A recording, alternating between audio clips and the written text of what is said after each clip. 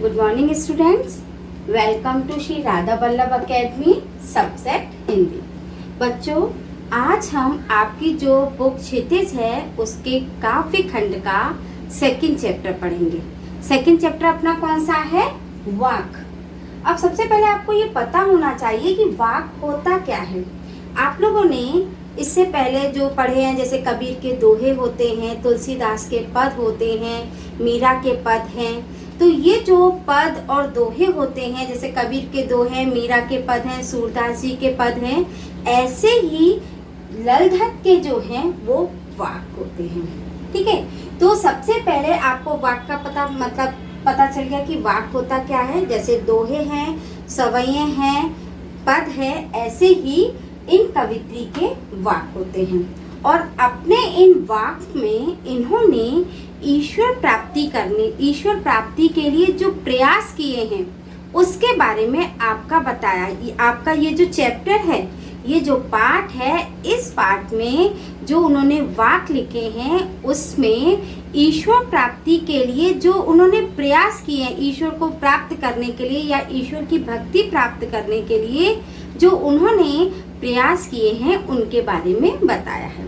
सबसे पहले हम इस पाठ की जो कवित्री हैं ललधत, उनके जीवन परिचय के बारे में पढ़ेंगे।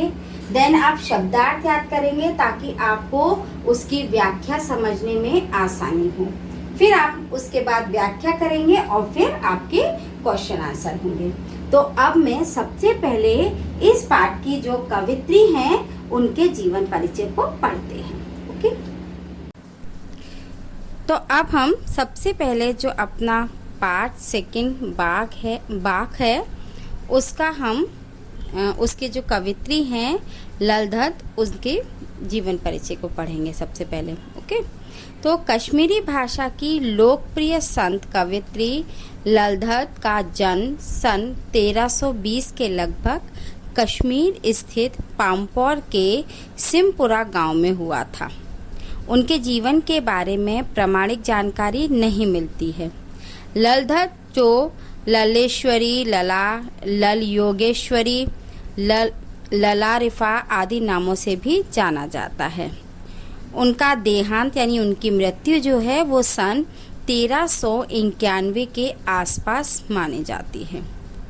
अब जो ललधत के जो कवित्री हैं उनकी जो काव्य शैली है उसको वाक कहते हैं। जैसे मैंने आप लोग को बताया था कि तुलसीदास जी के पद हैं, कबीर के दोहे हैं, ऐसे ही जो कवित्री ललधत हैं उनकी काव्य शैली को हम वाक कहते हैं, जो आपका ये पाठ है।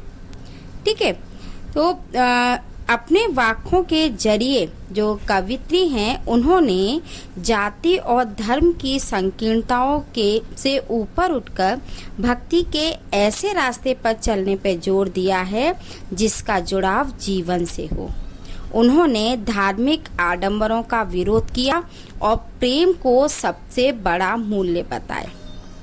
लोक जीवन के तत्वों से प्रेरित ललधत की रचनाओं में तत्कालीन पंडिताऊ भाषा, संस्कृत और दरबार के बोझ से दबी फारसी के स्थान पर जनता की सरल भाषा का प्रयोग हुआ है।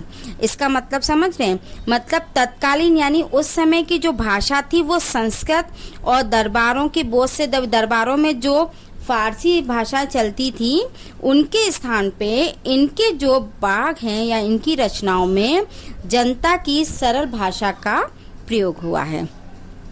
यही कारण है कि ललधत की जो रचना है सैकड़ों सालों से कश्मीरी जनता की स्मृतियों वाणी में आज भी जीवित है। अब हमने जीवन परिचय पढ़ा। अब मैं आपको ये जो कवित्री के वाक हैं उनकी एक एक पंक्ति पढ़कर और उसके अर्थ की व्याख्या करती हूँ। ओके, चलिए, तो सबसे पहला आपका जो पद है यानी वाक है, रस्सी कच्चे धागे की खींच रही मैं नाव। इसमें जो कच्चा जो धागा बताया है वो कच्चा धागा कवित्री ने जीवन को बताया है। जो जीवन ये क्या है? नश्वर है, यानी कभी भी समाप्त हो सकता है। ऐसे ही कच्चा धागा भी कभी भी टूट सकता है। तो ये जो जीवन है उसे कच्चे धागे के समान नश्वर बताया है। रस्सी कच्चे धागे की खींच रही मैं नाव। और ये जो नाव है, नाव जो है जिसके सहारे वे प्रभु भक्ति की नाव को खे रही हैं या खींच रही हैं। उन्होंने इस पंक्ति में, इस लाइन में ये बताया है कि ये जीवन कच्चे धागे की रस्सी के समान नश्वर यानी नाशवान है, जिसके सहारे मैं प्रभु भक्ति की नाव को खींच रही हूँ या खे रही हूँ। जाने कब सुन मेरी पुकार, करे देव भव सागर पार। और वो ये फिर सेकंड लाइन में कह रही है, न जाने मेरे देव, मतलब वो ईश्वर को पुकार करके, मतलब वो कह रही हैं कि न जाने मेरे जो देव, मेरे जो ईश्वर हैं, मेरी पुकार कब सुनेंगे और मेरे को इस भव सागर, भव सागर क्या है, संसार रूपी सागर को कहा गया है भव सागर, तो भव सागर को से मुझे पार कराएंगे। पानी टपके कच्चे सकोरे, कच्चे सकोरे क्या होता है, पहले इसका अर्थ आपको पता होना चाहिए। तो कच्चे सकोरे का मतलब होता है कच्चे धागे का बना हुआ मतलब जो रस्सी होती है या रस्सा, तो उस पर क्या है, पानी का टपकना।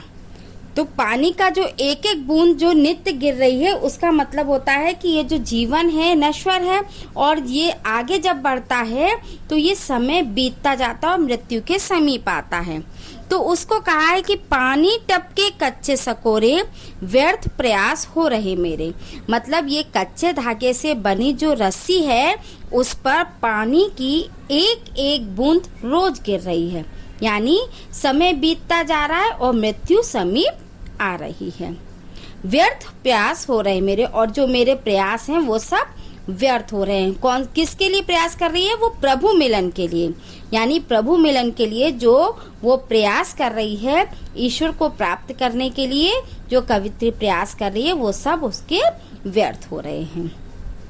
जी में उठती रह रहे हुक, जी क्या मतलब, जी का मतलब होता है उसके हृदय में, जी मतलब हृदय में। उठती रह रहे हुक, हुक का मतलब होता है एक तरह की तड़पण, यानी किसी चीज को पाने के लिए एक इच्छा, प्रबल इच्छा होती है, जो वेदना जो अंदर तड़प होती है उसको कहते हैं हुक।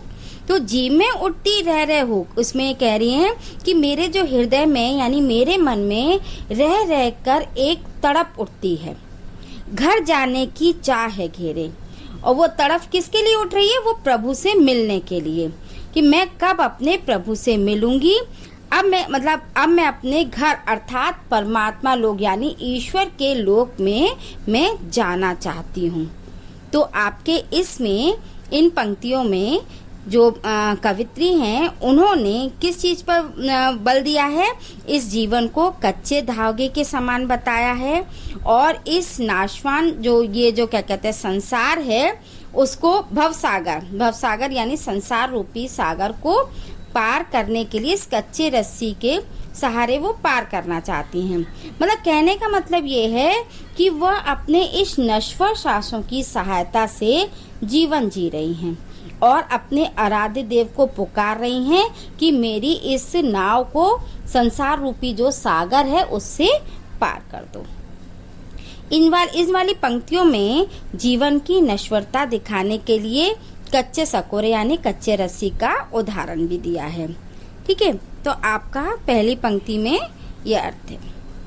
Okay, thank you.